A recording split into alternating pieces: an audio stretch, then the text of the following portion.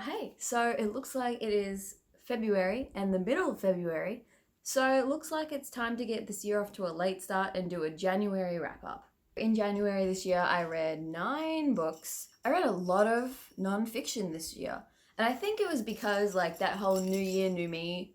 Hang on, you can hear this glass. It's just my eyes. You know that whole like new year, new me? Well, why would I focus on bettering myself when I could actually just read about other people who bettered themselves and then live vicariously through them? Get all those good self-improvement vibes, but do absolutely none of the work. In all seriousness though, I prefer nonfiction memoirs to like self-help type of books because I feel like the memoirs, you can't really tell somebody how to live their life by giving them like this sort of general life advice. This is just my opinion. I think that like a better way to do it is just to sort of see how other people have gone about navigating their own lives and pick up on what helped them and what sort of values are important for them. And then if, they're relevant, apply them to your own lives. Anyway, the first book I read this month was Fleabag The Scriptures. These are the collected screenplays of Fleabag from series 1 and 2 of the show, which is on Amazon Prime, and if you haven't watched it, go watch it. But basically the show follows a woman who is sort of navigating like love and relationships and life and finding and family. It's very good, it's very funny. There's a reason Phoebe Waller-Bridge won 5 Emmys this year, and it's because of shit like this. If you haven't seen Fleabag, please get an Amazon Prime account, jump on Prime Video, and binge watch that whole thing. The whole 2 seasons are like 2.5 hours collectively. Like you can get that done in an afternoon. Oh, and if you do watch it and you watch season 2, you'll understand how hilarious the name of this book. It's called The Scriptures. It's hilarious. This is like a Bible. And there's a little guinea pig on the back. So cute. I really enjoyed it. I gave this book a 5 out of 5 stars, mostly for my enjoyment of the series and of this. So it was a good way to start off the new year. It is written in, it's all the scripts. I will say that if you're looking to read this to pick up on like the style or to learn a little bit more about screenwriting, maybe this isn't the one you want to start with because it's written very sparsely and a lot like a play format, sort of like just the dialogue and then a little bit of action lines in between, just really the bare minimum you need for the scene. So it's not super detailed. It showed me how much the actors did with the little words that they were given and also how strong the story was. One thing that I would have liked more from this is a little bit more of like the behind the scenes notes or little asides from the writer or from some of the other actors or people who are involved in the show. Like there is a little section at the back that gives a short summary of everybody involved, but there's not really that much beyond the actual original script. I'm sorry this cover looks so dirty because like it's one of those ones that you can't help but getting fingerprints on. Like it literally just, like there's no avoiding it. The next book I read this year, which kicked off my memoir stint, was Becoming by Michelle Obama. I got this for Christmas and I was like, let's pick it up. And then I was like, JK, and then I just listened to the audiobook. I love listening to audiobooks of memoirs because it's literally just the person telling you about their lives.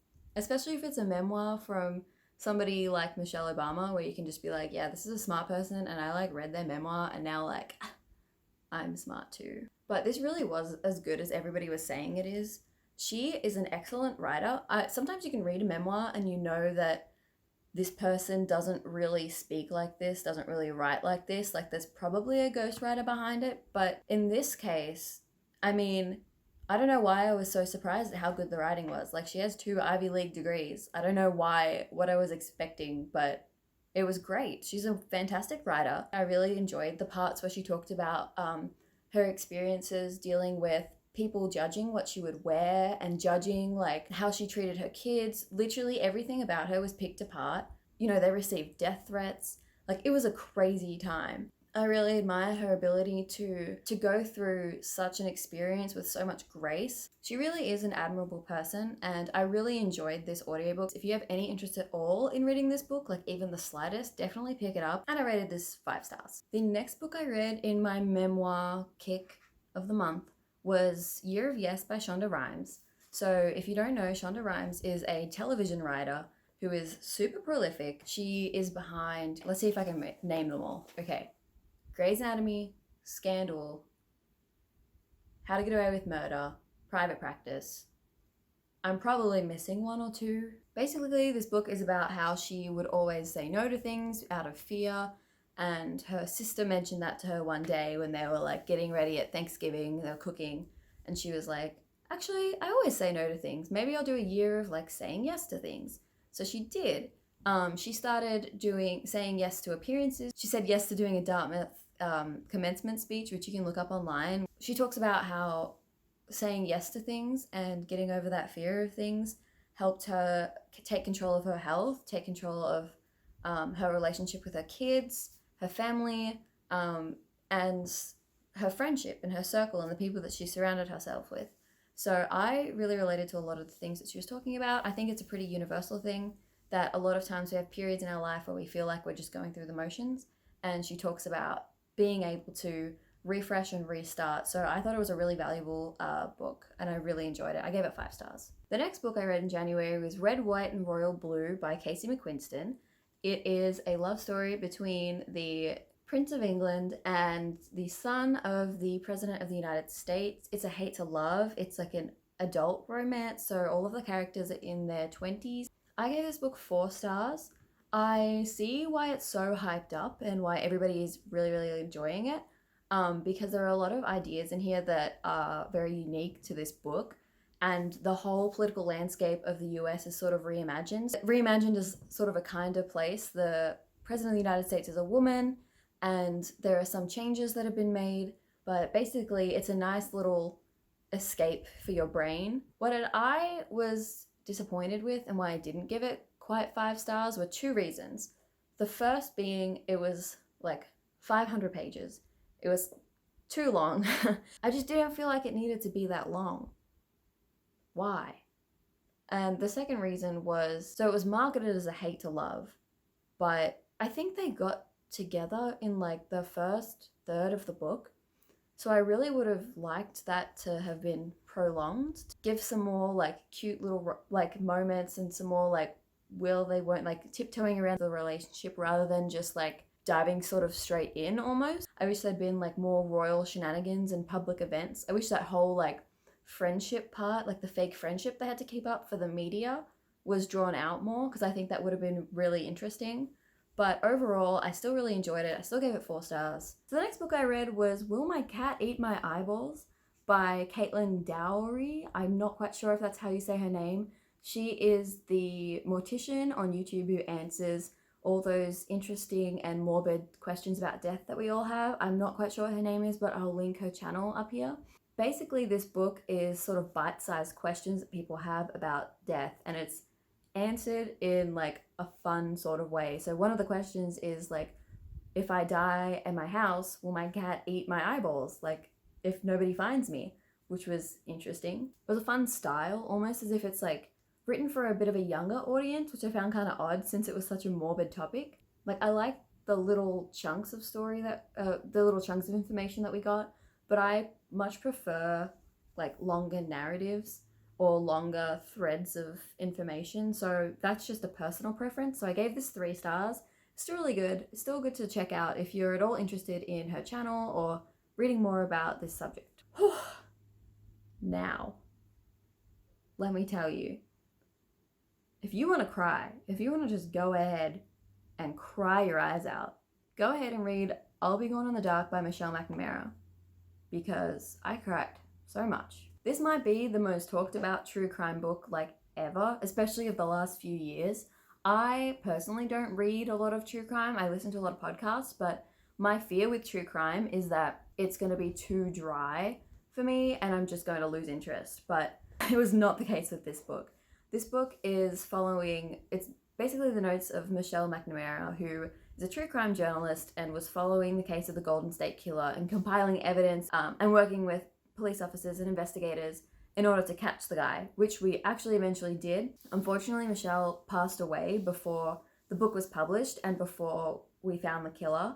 But the last half of her book was her notes compiled by her husband and by other investigators. So it was really difficult I listened to this on audiobook, It was difficult to listen to at times because her husband had a part at the end which made me very emotional, talking about how much it meant to her to catch this guy. I feel like I'm not explaining this very well because there's a lot of moving parts, but basically this wasn't what I expected, like I said, as a dry true crime book. It was really engaging. It focused on the victims. McNamara is really good at humanizing them and, you know, preserving their dignity as a human being, while still describing the gruesome acts that happened to them. Definitely highly recommend, especially if you can get the audiobook version. I gave it 5 stars. Apparently I wasn't done with torturing myself and reading these sad books, because then I read Educated by Tara Westover. Well, this is a woman's memoir again, and she grew up Mormon in a very religious and at times abusive household. She received no formal or very little formal education. Eventually, through educating herself, she was able to get herself out of that environment and go to an Ivy League school. This was so well written. I gave this 5 out of 5 stars. It's a difficult one to talk about because of the abuse, because of the sensitive topics. I definitely wouldn't recommend it unless you're prepared to read about those sort of things: emotional abuse, physical abuse, and neglect. So just be aware of that going in. I think that there are a lot of people out there who would read this and be inspired by it. At some points you almost feel like you're reading a fiction book because it's hard to remember that this happened to an actual person. It just doesn't feel real. She writes things in such a thoughtful and reflective way. There's a lot of nuance in it. It's not just, I came from this terrible place and all these people did these horrible things. No, of course not. Like, this is her family she's talking about, and I think she goes to great lengths to paint a full picture of some of the people in her life. She would go back and revisit an important memory to her, but then talk about how she remembered it and then give different accounts of how other people remembered it. So it wasn't just completely subjective. It really seemed like she tried to get the full picture of what was going on. So I really appreciated that. 5 out of 5 stars. Definitely give this a try if you have any interest in reading it. After all that, I needed a break. So I was like, let's pick up a fun, cutesy little YA romance, contemporary. Yeah, let's do it. So I picked up Everything by Nicola Yoon. This girl is super sick. She can't leave her house. She has like 0 interaction with anyone else. But then this cute boy moves in next door and she's like, how do I get that D though? And that's like the whole conflict. Like, that's the main storyline. So I picked this up because I thought it was going to be, I heard that there was Munchausen's by proxy, which is that illness where somebody tells other people, where somebody uses somebody else's sickness to evoke sympathy for themselves. And it's really horrible for both the person who is trying to get that sympathy and for the person who doesn't actually have that illness. I was way more interested in the mother-daughter relationship than I was in the romance, especially because the romance was about as interesting as a stick. I didn't know who these characters were. I didn't really know what their personality was like. Bland characters, like bland, uncooked white rice characters. Like, I did not care. And they didn't seem to care. And they also seem to talk like 13, 14-year-olds when they're supposed to be like 15, 16 or something. At one point, he's like texting her his reading list at school. And he's like, what? She's like, what are you reading? And he's like, oh, I'm reading A Tale of Two Cities. And she's like, oh, A Tale of Two Kisses. And she like changes every book title to something kisses. Like, she puts kisses in there because, you know, they're in a relationship. Like, what people don't talk like that. Am I crazy? Like, it's just weird. I just didn't enjoy really anything about it. I think the premise was interesting, but I don't enjoy that the focus was on the romance rather than the illness her mother had, especially since the illness was used as more of a twist at the end of the book rather than the main conflict throughout. Like, it was more used as a plot point rather than a discussion of that illness. The other thing that I also didn't appreciate, there was some outdated wording, like saying committed suicide rather than died by suicide, or describing the main character who's African American, describing her as having like chocolate eyes or like coffee colored skin and things like that, which can often be used to like fetishize people of that like sort of skin tone. And I mean, I think this book is kind of older now, so you know, maybe that forgives it a little bit, but in today's context, it's not really what we do. So I gave it 2 stars. Sorry, Nicola Yoon. I'm kind of not really gonna read your other books now, I don't think. So then I was like, this cute contemporary romance isn't working for me. Time to go back to nonfiction. So I read Inner Order, Outer Calm by Gretchen Rubin. This was a short little book about decluttering and minimizing the things you own. I actually gave this 1 star. It was only 200 pages, but I feel like if it's gonna be a short book, it's gotta pack a punch. And this didn't pack a punch. I didn't even know what this was about. I don't remember any of it. I was listening to it on audiobook while I was cleaning up, but while I was listening, I was just like, this is all so generic. The only thing I remember about this book is that the author talks about the Marie Kondo method of sparking joy, like holding an object, asking yourself, does this spark joy? And then if it doesn't, then you just like get rid of it. And she was like, yeah, I don't really like the word sparking joy. I much prefer, does this energize me? And then if it doesn't energize you, you get rid of it.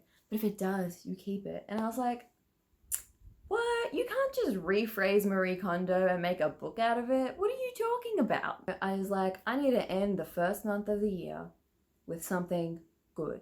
And something good that I've been putting off for a long time is The 7 Husbands of Evelyn Hugo by Taylor Jenkins Reid. So this is a book about a older Hollywood starlet who's looking back on her life and her 7 husbands. But the question that this book is trying to answer is, who is the love of Evelyn's life?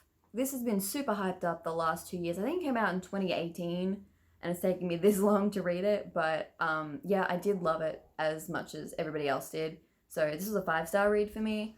I went to journalism school and I love a main character who's a writer or a journalist or a memoirist or whatever.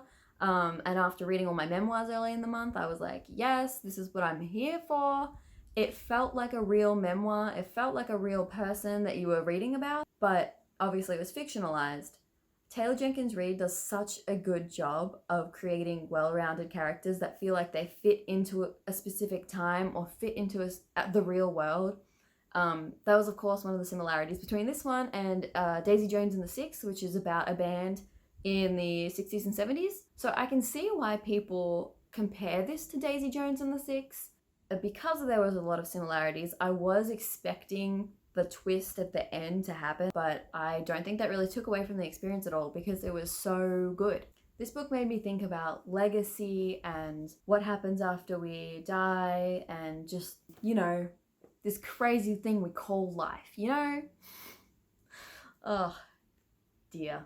I loved Evelyn's take no shit attitude. I loved that inspired the memoirist to go take control of her own life. I love that. I just thought it was great. So yeah, 5 stars. So that's all the books I read in January. Hope you enjoyed and I'll see you in my next video.